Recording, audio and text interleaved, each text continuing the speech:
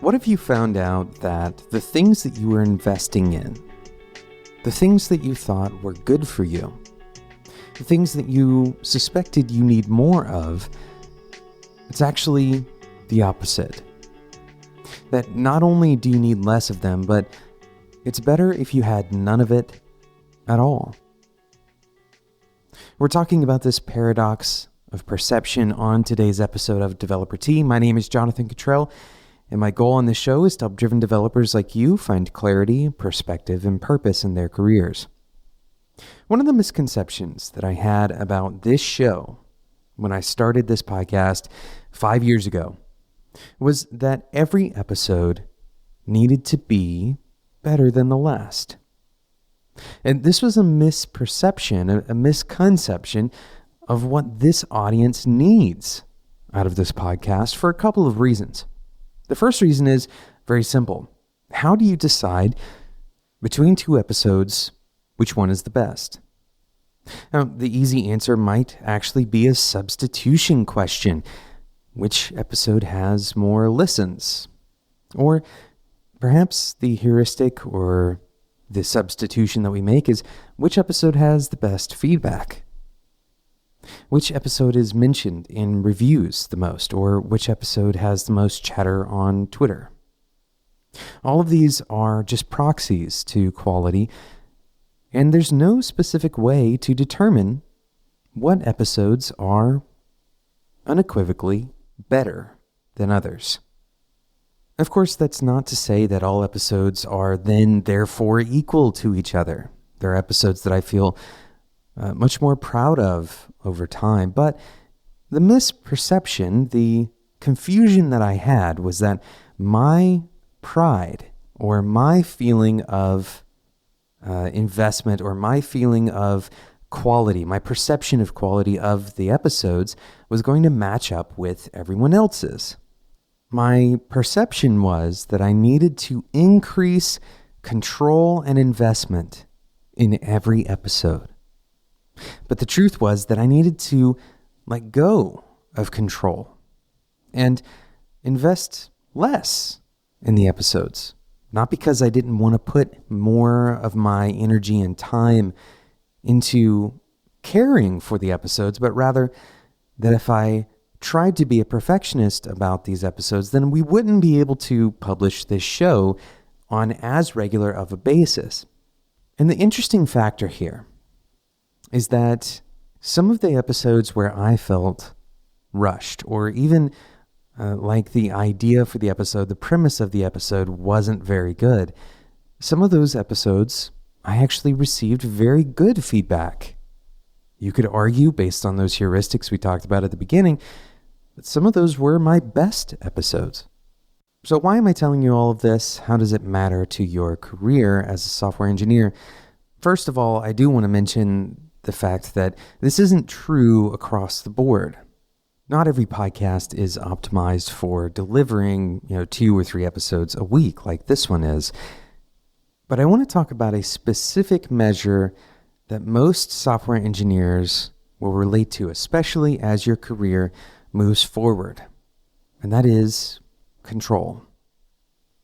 And this is one of many things that we often have a confusion about, a perception that could be flipped on its head, and many of us would benefit from that flipping.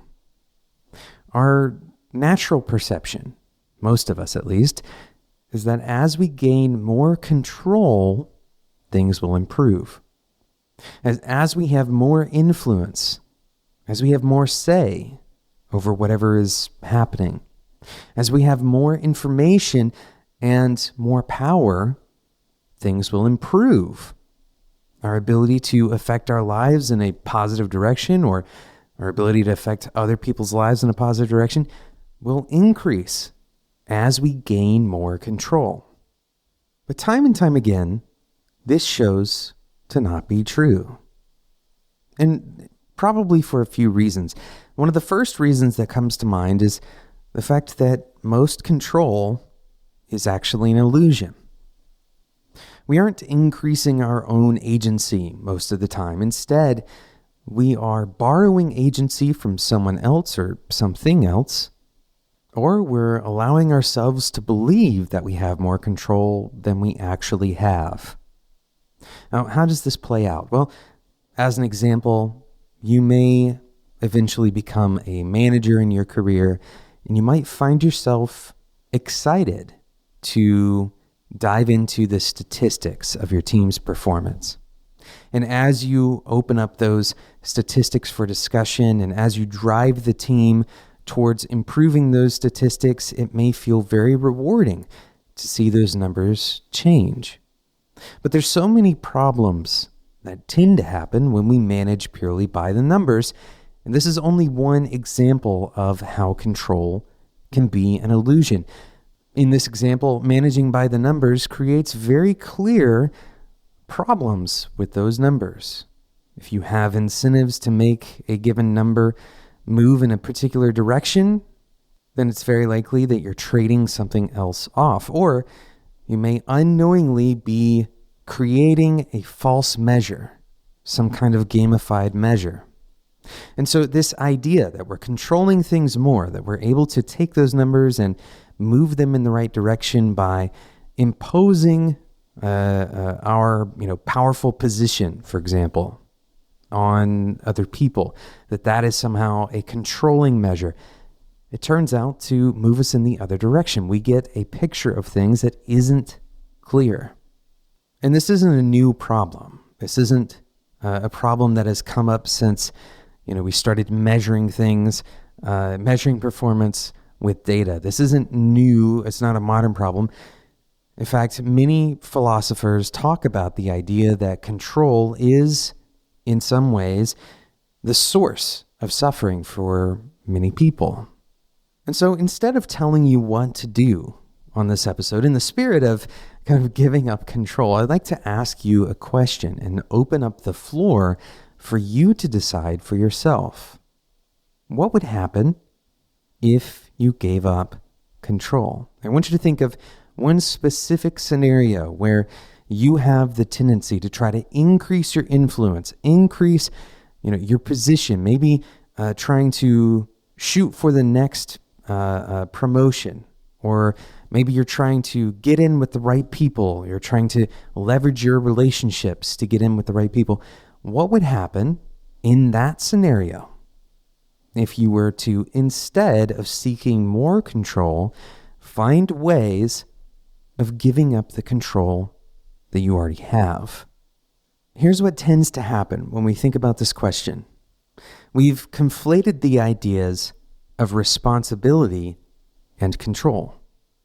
And so as a manager, you feel responsible, and therefore, in order to respond to your responsibility, you try to control things.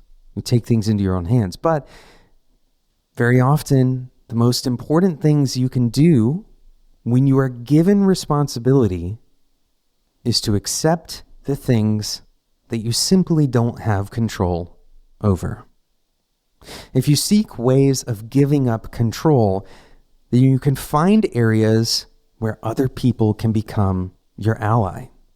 You can find areas where you can collaborate more clearly, and you can ultimately observe the numbers, observe that data that you want so badly to use as a tool. Instead, you can observe that data and then talk about how to respond to it together. Seek ways of giving up control. Play this thought experiment out in your head. Imagine what would happen if you suddenly had no control over your career path. The truth is, you probably don't have as much control over your career path as many self-help books might lead you to believe. And so what happens in that scenario? What happens in the scenario where you don't have control over your career path? What is the next step that you take? For many people, the next step that we take is to reach out to another person. When we give up control, we tend to band together. Thanks so much for listening to today's episode of Developer Tea. I hope this was a challenging discussion for you and perhaps a new way of thinking about control and about increasing your influence and how that can go wrong. Thank you so much for listening to this episode. If you enjoyed this episode, please leave us a review in iTunes or whatever podcasting platform you're currently using. This is the best way to help other developers like you find and listen to Developer Tea. This episode and every other episode can be found on spec.fm, and this episode was produced by Sarah Jackson. My name is Jonathan Cottrell, and until next time, enjoy your tea.